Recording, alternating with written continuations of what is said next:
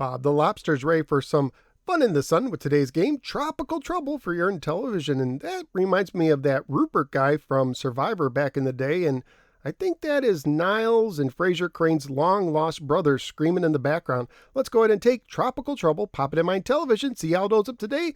Let's go to the game.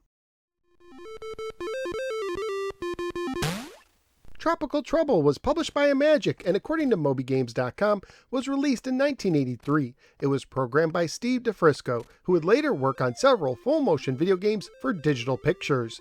The manual opens with the following. Clarence and Doris sat on the beach and stared at the sinking boat.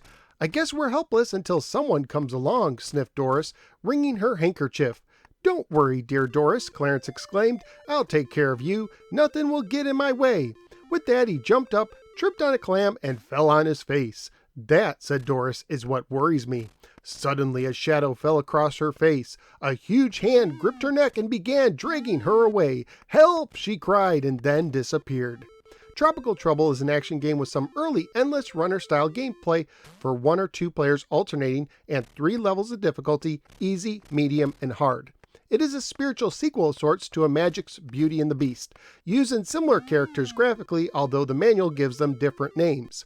The overlay shows that you use the disc to move, the side buttons to jump, the second row of numbers to select the single-player game and your difficulty, and the third row for 2-player games and the difficulty, and the enter button to restart your game.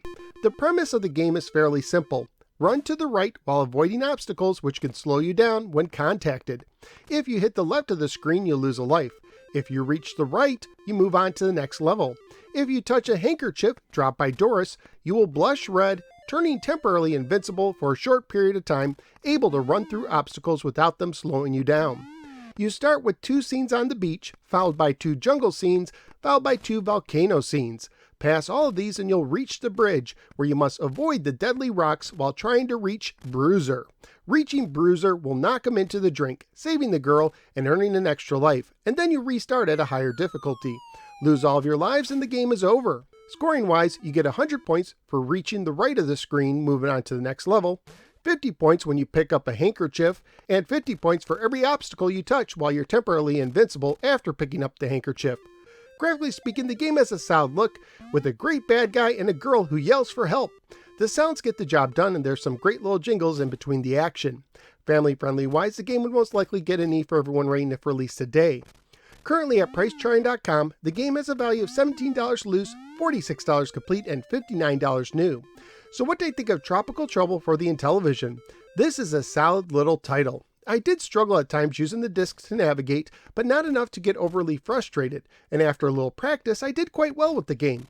I like the look and the sounds, and the pace is nice and fast. It's not the deepest game, and it's not a title I would play for long chunks of time, but it is good for little spurts of fun here and there. It's also not quite as good as Beauty and the Beast, but still does a solid job as a spiritual sequel.